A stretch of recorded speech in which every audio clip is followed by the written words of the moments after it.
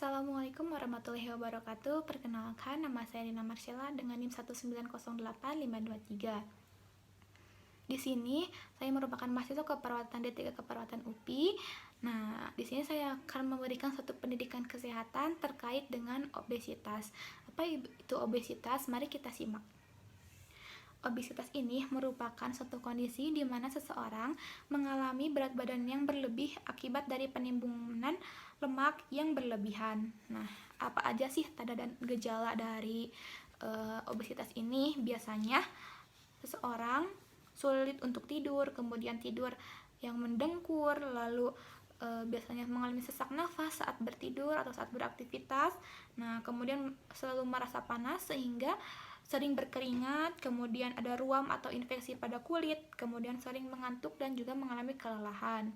Nah, obesitas ini disebabkan oleh beberapa faktor. Yang pertama karena genetik, kemudian lingkungan, kemudian ada yang paling utama itu karena perilaku atau gaya hidup yang tidak sehat.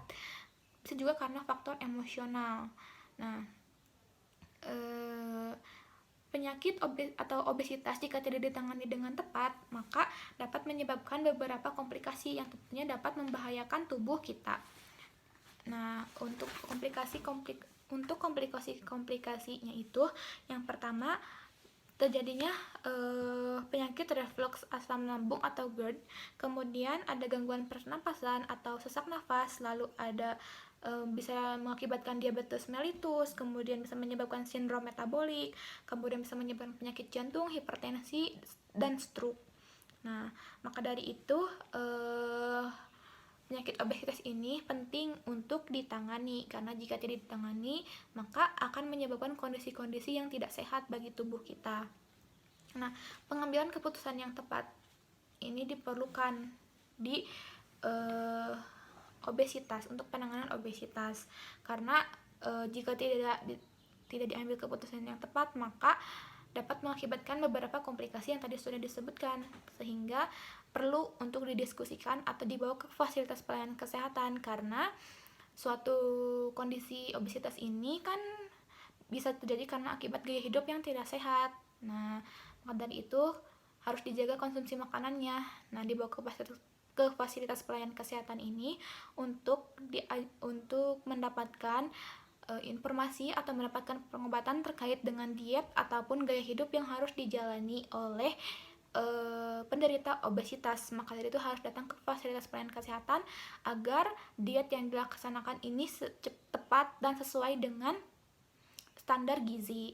Nah, kemudian bagaimana sih cara penanganan obesitas? Nah, penanganannya itu dengan olahraga yang teratur, kemudian mengkonsumsi makanan yang bergizi dan seimbang, kemudian mengurangi makan makanan yang mengandung lemak tinggi seperti jeroan, kemudian kulit, kemudian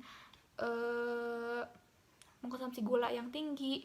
Itu juga dapat mengakibatkan obesitas. Lakukan olahraga setiap hari itu minimal 30 menit, kemudian membatasi tidur yang berlebihan, jaga aktivitas. Nah, kemudian pencegahan obesitas ini dengan cara sering olahraga, makan makanan yang sehat, kemudian jaga berat badan yang sehat, selalu konsisten terhadap perencanaan mengenai diet dari obesitas ini.